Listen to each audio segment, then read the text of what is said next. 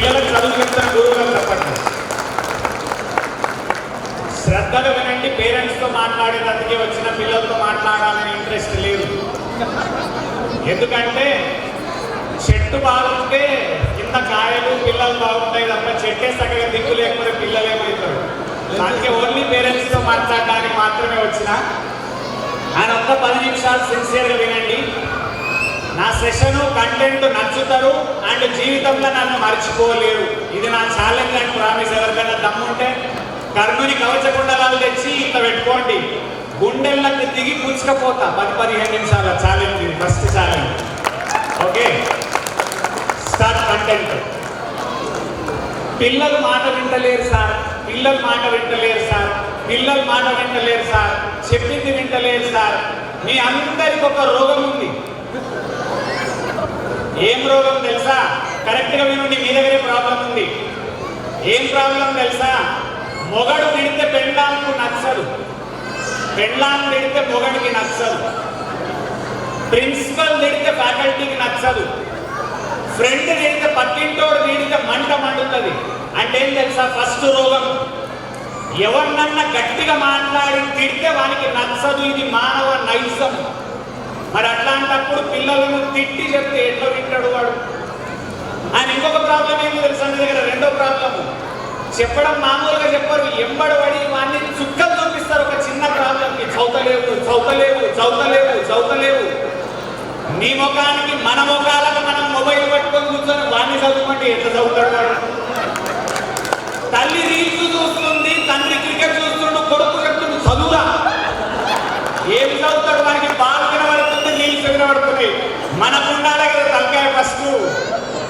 First మన దగ్గర problem ఉందండి. యాక్చువల్గా మన అందరం అర్థం చేసుకుంటలేము. చిన్న పాయింట్ని గట్టిగా పట్టుకోండి.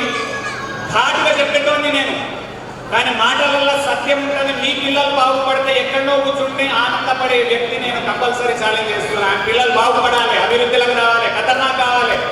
పిల్లలు సచిన్ టెండూల్కర్ కావాలి, విరాట్ కోహ్లీ కావాలి, సూపర్ కావాలి. ప్రాబ్లం ఏంటంటే ఆలోచన విధానాన్ని పెంపొందించాలి కరెక్ట్గా, జాగ్రత్తగా. చిన్నప్పటి నుంచి వేదాలలో పురాణాలలో మన పెద్దలందరూ చెప్తా ఉన్నారు, చదువుకుంటున్నాం సంకల్ప బలం సంకల్ప బలం సంకల్ప బలం. మనమే పిల్లల సంకల్పం రాంగ్ సెట్ చేస్తున్నాం. ఎందుకు? ఏం సెట్ చేస్తున్నాం తెలుసా? బాగా చదివిండు వాడు, చదివి మార్కుల రిపోర్ట్ రాగానే మొట్టమొదటి తప్పు మీరు అందరూ. మ్యాథ్స్లు ఎన్ని వచ్చినాయి? 90. సైన్స్లు ఎన్ని వచ్చినాయి? 87. ఇంగ్లీష్లు ఎన్ని వచ్చినాయి? 90.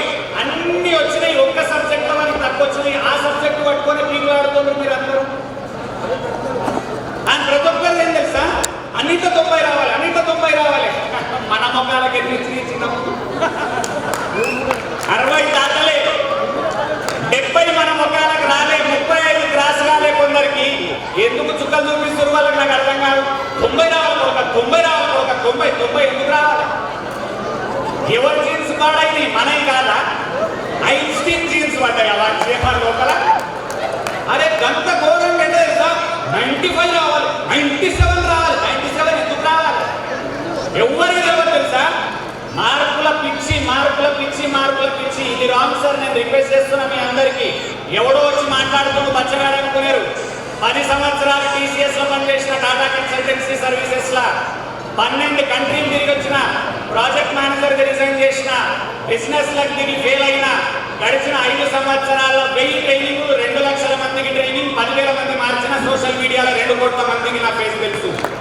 ఆషామాషి పర్సనాలిటీ కాదు. కానీ కొందరు ఏమనుకుంటారు, ఇంత డబ్బా కొడుతుండు నేను చూడలేదు. ఇది ఎందుకు చూడలేదు తెలుసా? నువ్వు సీరియల్ చూస్తావు, నేను అట్లా రా. సీరియల్లో మోటివేషనల్ స్పీకర్ రాడు, సినిమాలలో రాడు. సెషన్లు వింటే వస్తాడు మోటివేషనల్ స్పీకర్. మీ జీవితాలలో సెషన్లు వినే అలవాటు లేదు. అండ్ నేను సొసైటీకి సెషన్లు వినే అలవాటు చేపిస్తా ఉన్నా ఈ మధ్యకాలంలో. అండ్ చాలా చెప్తున్నా, ఫ్యూచర్లో మీ పిల్లలకు స్కిల్స్ నేర్పాలంటే కంపల్సరీ మనందరం కలిసి కృషి చేయాలి. వాళ్ళకు స్కూల్స్ బాగా కష్టపడుతున్నాయి. ప్రాబ్లం ఏం తెలుసా? ఇంకొక ప్రాబ్లం, స్కూల్స్ మార్కుల మీద ఫోకస్ చేస్తున్నారు వాళ్ళు. వెంకటేశ్వరరావు గారు చూడండి, మేడం యొక్క కృషి చూడండి. 44 schools total, Srinidhi schools 12 schools నడుస్తున్నాయి. ఇంత అద్భుతమైన వ్యవస్థ, 25,000 మంది స్టూడెంట్స్ యూనివర్సిటీ నడుపుతున్నారు. యాక్చువల్గా వాళ్ళు ఫెంటాస్టిక్ వర్క్. యాక్చువల్గా ఒకసారి సార్ వాళ్ళ మీద చెప్పండి.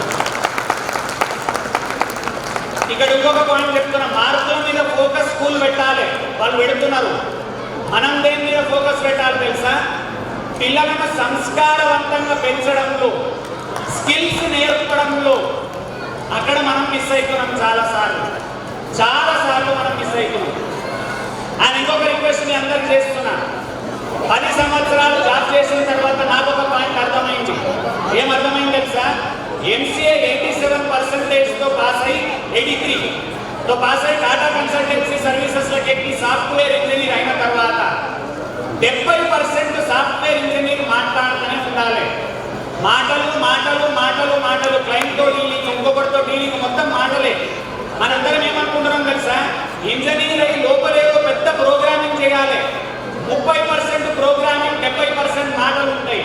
మనందరి ప్రాబ్లం ఏం తెలుసా? పిల్లలకు మాట్లాడడం కరెక్ట్గా చేత కాదు. మన పిల్లలకు 70% మాట్లాడాలి, 30% వర్క్ చేయాలి. డాక్టర్ అయినోడు మాట్లాడాలి, లాయర్ అయినోడు మాట్లాడాలి, సిఏ అయినోడు మాట్లాడాలి.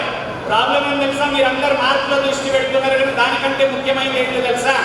పిల్లలు వాని తెలివిని సొసైటీకి చెప్పగలగాలి. అది చేతనైతలేదు పిల్లలలో. 90% స్టేజ్ ఎక్కి మాట్లాడే చేత కాదు. ఇద్దరు వాని ఇంట్రడక్షన్ చేత కాదు. ఫస్ట్ క్వశ్చన్ ఇంటర్వ్యూలో వచ్చే క్వశ్చన్ ఏంటి తెలుసా? 16 సంవత్సరాలు మీ పిల్లలు చదువుకున్న తర్వాత మొట్టమొదటి క్వశ్చన్, దొక్కలో question, tell about yourself. పీపుడు question, tell about your self.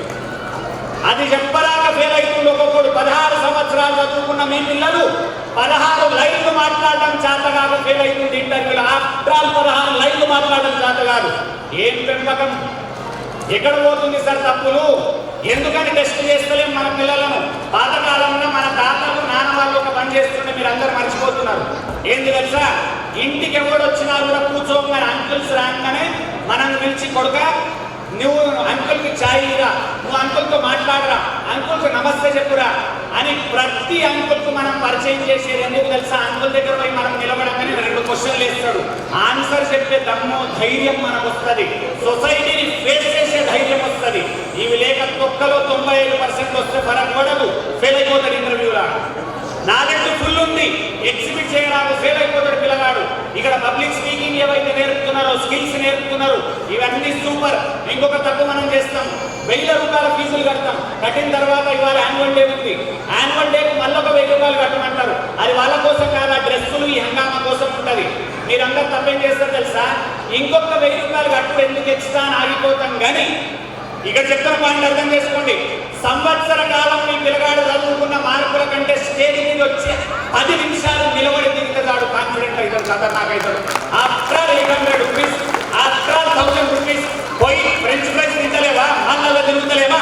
అక్కడ పెట్టిన వెళ్తారు, ఇక్కడ పెట్టాలని కదా. ఒక్కరోజు సినిమా చూస్తే 2000 ఖర్చు ప్రాబ్లం లేదు. కానీ 800 పెట్టి ఒకసారి స్టేజ్ ఎక్కియాలంటే తల్లిదండ్రులకు తెలియదు వాల్యూ. మీకు తెలియదు, ఎవడు భయపడేటోడు లేదు మీకు ఇక్కడ. నాకు తెలుసు వాల్యూ. నేను అందరితో డీల్ చేస్తామన్న జనాలతోని, పెద్ద పెద్ద కోతులతో డీల్ చేస్తున్నా. మాట్లాడడం చేతనైతే లేదు. అందుకని రిక్వెస్ట్ చేస్తున్నా, మీకు నా మాట ఘాటుకున్నా కూడా ఇందులో సత్యం ఉంది. పిల్లలకు స్కిల్స్ నేర్పాలి. స్కిల్స్ అంటే ఏంటి తెలుసా? వీళ్ళందరూ గురువులు ఇచ్చేది నాలెడ్జ్. ఆ నాలెడ్జ్ను అప్లై చేయడం, ఆ నాలెడ్జ్ను ఎగ్జిబిట్ చేయడం స్కిల్. ఆ స్కిల్ మన పిల్లల దగ్గర చాలా సార్లు మిస్ అవుతుంది. నేను మళ్ళీ రిక్వెస్ట్ చేస్తున్నా, ఎక్స్ట్రా కరికులర్ మనీ కనుక మీ దగ్గర ఉంటే ఎక్స్ట్రా కరికులర్ యాక్టివిటీలో కంపల్సరీ పెట్టండి పిల్లగాన్ని. ఒక డాన్స్, ఒక సింగింగ్, ఒక స్కేటింగ్, ఒక స్పోర్ట్. ఎందుకు తెలుసా? మన పిల్లల దగ్గర ఇంకొక పెద్ద ప్రాబ్లం ఉంది. హై ఎనర్జీతో పుట్టిన పిల్లలు, వీళ్ళని జెన్జీ కిడ్స్ అంటారు. వీళ్ళని హ్యాండిల్ చేయడం మనకు కష్టం. అయితే ఏం చేయాలి సార్? మరి ఎట్లా హ్యాండిల్ చేయాలి? ఇటుకు చెప్తున్నా వినండి. వాళ్ళని ఫుల్ బిజీ పెట్టాలి. వాళ్ళని మనం హ్యాండిల్ చేయలేము. వాడిని ఫుల్ బిజీ పెట్టాలి. పొద్దున పోతాడు, 4ంటికి స్కూల్ వచ్చిండు, స్కూల్ నుంచి ఇంటికి రాగానే గంట ట్యూషన్ పెట్టాలి, రాగానే ఎక్స్ట్రా కరికులర్, మళ్ళీ రాగానే గంట. నిద్రపోయే లోపల వాడు అలసిపోయి నిద్రపోవాలి, లేకపోతే మనం తింటాడు వాడు. మీకు అది అర్థమైతలేదు. వాళ్ళని హ్యాండిల్ చేయలేము మనం. ఆ ప్రాబ్లం బికాస్ టెక్నికల్ యుగంలో పెరుగుతున్నారు. అందుకని రిక్వెస్ట్ 2-3 పాయింట్లతో మీ క్లియర్ సెట్ చేస్తాం. మళ్ళొక్కసారి, పిల్లలకు అరిచి చెప్తే వినరు, విన్నట్టు నటిస్తారు. తిట్టి చెప్తే వినరు, విన్నట్టు నటిస్తారు. మరి ఏం చేయాలి సార్? గట్టిగా చెప్పాలి. నువ్వు ఇవాళ చదవకపోతే రేపు మనం సినిమా పోయేది లేదు. నువ్వు ఇవాళ గంట సేపు చదవకపోతే ఎల్లుండి నీకు బొమ్మ కొనియ్యా అని ఒక పాయింట్ వెనకాల ట్రై చేస్తే తప్ప డ్రైవ్ చేయలేని పిల్లలను ఇంకొక తప్పు అందరు చేస్తుండ్రు. ఛాలెంజ్ చెప్తున్నా మీ అందరికీ, ఇంటికి వచ్చిన తర్వాత పిల్లలను మనం మేనేజ్ చేయలేం కాబట్టి ఏం చెప్పాలి తెలుసా, నీ షెడ్యూల్ నువ్వే తయారు చేసుకొని గోడ మీద అతికించుకో, బీరువా మీద అతికించుకోమని చెప్పాలి. నువ్వు ఇంటికి వచ్చిన తర్వాత సాయంత్రం రాత్రి పడుకునేదాకా ఏం చేస్తావు షెడ్యూల్ రాయాలి. అందులేముండాలి, గంట మొబైల్ చూసుకునే టైం ఉండాలి. వాడు గంట మొబైల్ చూడని అంటే ఎందుకు తెలుసా, గంట చూడకపో చూడని ఎక్కడ 3 గంటలు చూస్తాడు వాడు. మామూలు వాళ్ళు కాదు.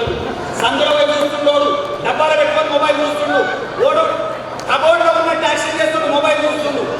ఈ మామూలు కాదు, మనం తిని పారేస్తారు. వీళ్ళతో జాగ్రత్త వీళ్ళు. మీరు ఇక్కడ చూపిస్తున్నా పిల్లలు వచ్చి ఖతర్నాక్ యాక్టింగ్ చేస్తున్నారు. ఏది అన్ని రకాల కృష్ణుడు, రాక్షసుడు, యముడు అన్ని క్యారెక్టర్లు ఉన్నాయి. వాళ్ళ తక్కువ కుర్రవాళ్ళు ఇట్లా సెటిల్ కాదు అంత ఈజీగా. అందుకని 2 పాయింట్లు మళ్ళీ క్లియర్ చేస్తున్నా సార్. ఫస్ట్, అరిచి చెప్తే పిల్లలు వినరు. తల్లులు ఓవర్ ఇమోషన్స్ వద్దు. ఎట్లా తెలుసా, చదవాలి చదవాలి చదవాలను, తప్పకూడదు చదవాలను. సీరియల్లో నటించినందుకు గంట ఓవర్ యాక్షన్ ఎందుకు? అట్లా వింటారా పిల్లలు? అట్లా వింటారా అండి? నాకు అర్థం. పక్కింటికి లొల్లి మీద వస్తుంది, చదువు. ఆయనకి వస్తుంది లొల్లి, చదువు చదువు. ఏం చదువుడా కొట్టుడా ఏం నడుస్తుంది మీది? ఓ ఎట్లా తెలుసా, బీపీ, షుగరు.